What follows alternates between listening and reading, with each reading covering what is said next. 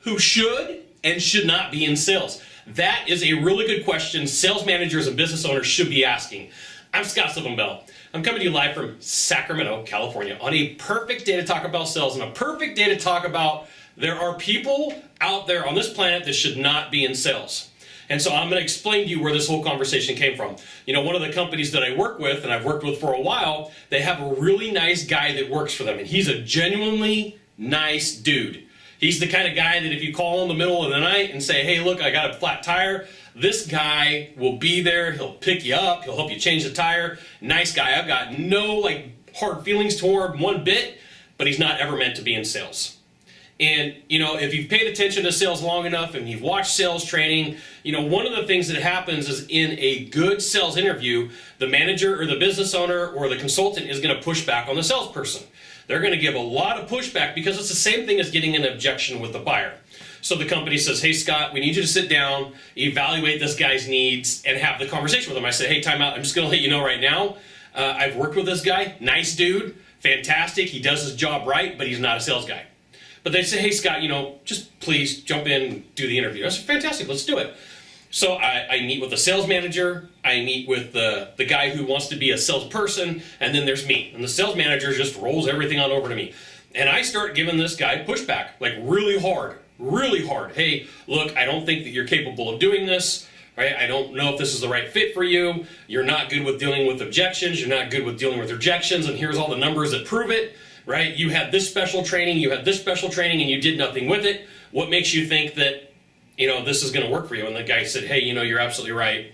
I really can't overcome objections, and I can't really deal with objections. It's probably not the right fit for me. Right? I'm giving you the gist of about a 45-minute meeting.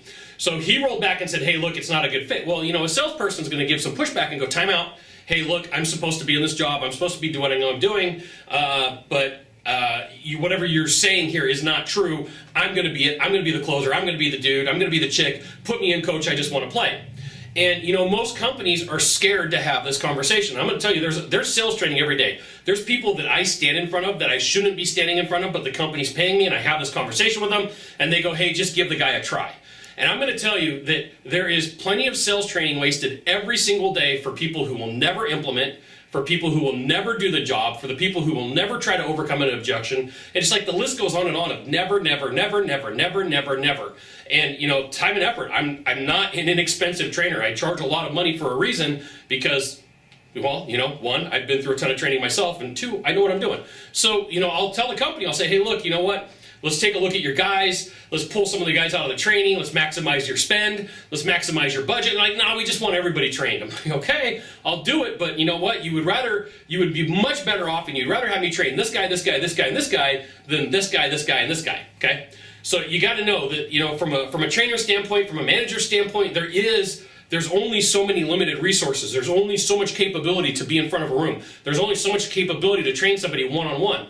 And when somebody does not have the skills, they don't have the capabilities, they don't have the ability, a company is wasting resources when they could be putting it into a team, to a person, to a group that's really going to do something with it. And I'm going to promise you that in your organization, probably pretty close to 60% of the people who are in there should not be in sales. So you got, you know, 4 out of 10 that really have the capability of being a salesperson, 4 out of 10 who could close some deals, and at the very top you got the Mac Daddy of them all. You got the performer, and that guy believes it's not a sales call, it's a performance. You got the closer, who is just like right below them, that is fantastic at what they do. I'm not knocking this person one bit. They're good at what they do, they're amazing, they're fantastic. And then right beneath them, you probably have about another 34% of the population of the sales force that somehow is going to close a deal. But 60% of the sales world should not be in sales. And, you know, if you're thinking about it and you're like, hey, Scott, I really want to be in sales, I'm going to say, hey, look, first off, how good are you with objections? How good are you with rejections? How good are you being coached? Because if you can't live up to those 3 things, you shouldn't be in sales. You should just like go work for somebody. And you know what? I'm one of these people who will say, hey, look, you know, good job, you can do it. But there is the tough conversation. There's a conversation that I got to have with people sometimes. And it's like, hey, you're not the guy. You're not the girl. Go keep doing what you're doing, because you're going to get hurt. You're going to end up in the world of sales. You're going to go straight commission. You're going to lose your butt. You're not going to have any money. It's going to cause problems. So I am very accepting of people and saying, hey, look, I believe in you and I know that you can do it. But we got to draw a line in the sand and go, hey, look, there's a difference between like cheap talk and building something up to somebody that like they have no capability of doing and saying you can be in sales when they really should not be. Right? So if you're a business owner or if you're a sales manager, you have to know, like you should be more qualifying. Just like sometimes you qualify a buyer, you should be qualifying the salespeople that you're meeting with or the prospective salespeople you're meeting with and give them a ton of pushback to see what they're going to do. Because if they're going to fold in a sales meeting, they're going to fold in a sales presentation, they're going to fold with the buyer, you just got to know it. So there's plenty of fantastic, nice people out there, but some of the fantastic and nice salespeople should never, ever be in the world of sales. And I'm going to promise you that like so much money every single day is wasted on people who will never implement, who will never take the coaching, who will never take the training. They'll fall back into people sell how they buy or people buy how they sell, whatever way that you want to say it. And it causes a ton of freaking problems. So there you go. Not everybody should be in sales, and you should be very selective if you're hiring people for who you should put out in the field, because there's only so much time, there's only so much energy, and there's only so much resources for you as a manager or business owner. And you know, realistically, if you're a sales guy and you're like, hey, I really want to meet with the sales trainer that we have, but that guy over there or that girl over there chews up all their time and then they do nothing with it. You know, I will tell you that if I'm working with a company, I will have that conversation with a manager or business owner, say, hey, look, these guys over here, you're wasting your time, you're wasting your effort, you're wasting your energy with me, with them.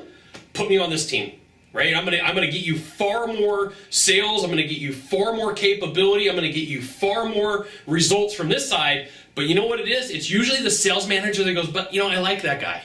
I'm like, great, but he doesn't have the skill to sell. Yeah, but I like him. Just give him the time, energy, and effort. And I'm like, I will double the numbers of this team. This one's going to stay static. They're not going to do anything with it. Yeah, just give them the time, energy, and effort. And I'll tell you, on my end, I'll do it, but it's a complete waste of energy. So the answer is not everybody should be in sales. If you're a sales manager, if you're a business owner, you need to pay attention to this. If you are in sales, you need to stay away from this guy over here because he will drag you down. You will waste a ton of time with him, and you will not get stuff done. Right? I just have this huge belief that like if you really want to be a closer, you really want to be a performer, and you really want to make the money in the industry that you can, stay away from negative people and stay away from the people who can't do stuff. They will be a time suck. They will be a time parasite. They will drag you down and you will get nothing from it. So there you go. Now, if you could do a small favor for me in the box down below, leave a comment, question, or story, that would be fantastic. To the right, to the left, there is a subscribe button. You know what you got to do. You got to subscribe. And then last off, you can send it out to all of your friends via StumbleUpon, Facebook, Twitter, Google+, somewhere down in here. Why not even LinkedIn? Scott Sylvan Bell. We'll see you soon. Thanks for watching. Aloha.